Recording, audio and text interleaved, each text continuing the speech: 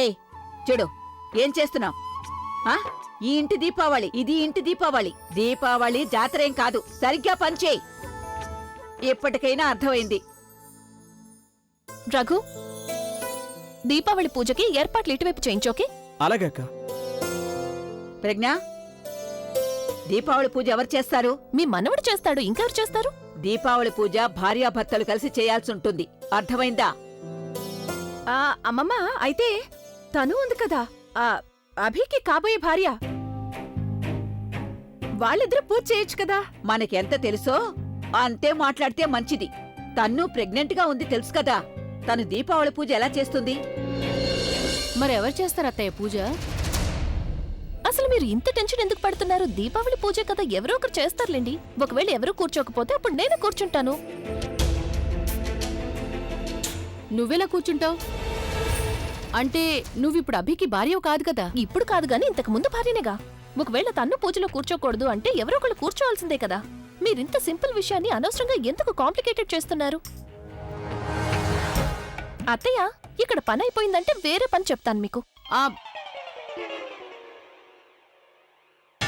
సరే సరే, నువ్వు పూజ వరకే అభి పక్కన కూర్చోవాల్సి ఉంటుంది. ఆ తర్వాత నువ్వు నాకెక్కడా కనిపించకూడదు. అర్థమైందా? నాకేవి అంత సరదా లేదు. మీరు వెళ్ళి మీ మనవడికి నచ్చ చెప్పండి. నేను కేవలం నా ఫార్మాలిటీ పూర్తి చేస్తున్నానంతే. దానికి ఆయన ఎమోషనల్ అయిపోయి నా వెనక తిరుగుతారేమో. ఓరి భగవంతుడా, ఈయన కూడా ఇప్పుడే రావాలా? నానమ్మా, నీకు తెలుసు కదా ఈ ప్రపంచం మొత్తం నీ మనవడి వెనకే తిరుగుతూ ఉంటుందని. దానిని చాలా మంది అవకాశంగా తీసుకుని నాతో పాటు ఉండాలని కూడా అనుకుంటుంటారు. వాళ్ళందరికీ నా ఇమేజ్ మాత్రమే కనిపిస్తుంటుంది, కానీ వాళ్ళ స్థాయి తెలియదు. అలాంటి వాళ్ళతో మాట్లాడి నువ్వు నీ టైంని వేస్ట్ చేసుకోకు.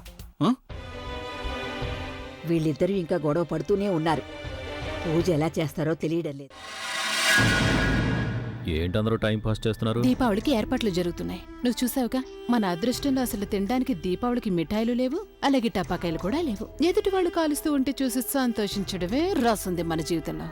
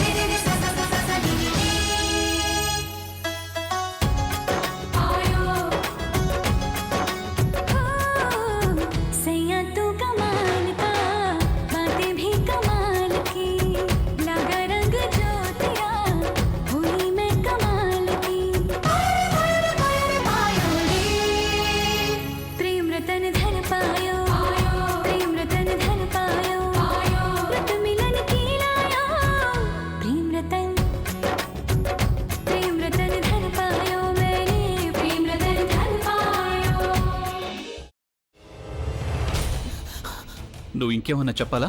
ఇంకేమన్నా అబద్ధం చెప్పాలనుకుంటే చెప్పేయి. నేను చూడాలనుకుంటున్నాను నన్ను మోసం చేయడానికి నువ్వు ఎంత నీచానికి దిగజారగలవు అని. ఎందుకు ఆలియా, ఎందుకు నువ్వు ఇలా చేసావు? నీకు తెలుసు కదా నానమ్మ తర్వాత నీ ఒక్కదానిని కదా నేను పూర్తిగా నమ్మేది. ఏమన్నావు నువ్వు? ఈ మధ్య అన్నిటినీ మర్చిపోతున్నావా? అది చాలు. వాటిలో ఉన్న శక్తి విషయాన్ని గ్రహించి మనకు వివరిస్తాయి.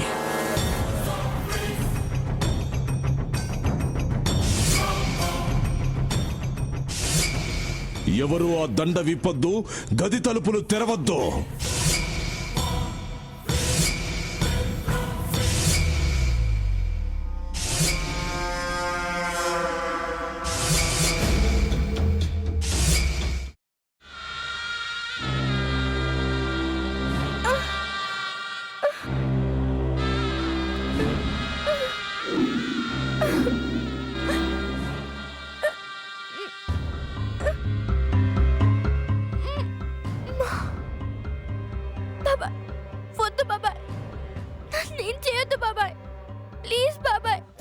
నీకు నిజం తెలిసినప్పుడే నా ఆలోచనలో నువ్వు చచ్చిపోయావు. ప్లీజ్ కొంచెం తినండి. భీమారావు గారు, మీరా? ఇగో మీరా కాదు, సక్కుబాయ్. అవును, మీ పనామే లేచిపోయిందని చెప్పి కంప్లైంట్ ఇచ్చినావు కదా. రేయ్, ఆయన కంప్లైంట్ ఇచ్చింది లేచిపోయిందని కాదు, కనిపించడం లేదు అని. అట్లానా? సరే మేడం. ఇడియట్. ఆ వంట మనిషి పేరేంటన్నారు? రత్తాలు మేడం. ఏం పెద్ద మంచి, నీ వంట మంచిని కూడా మేడం అని పిలుస్తావా? రేయ్ హాఫ్ బ్రెయిన్,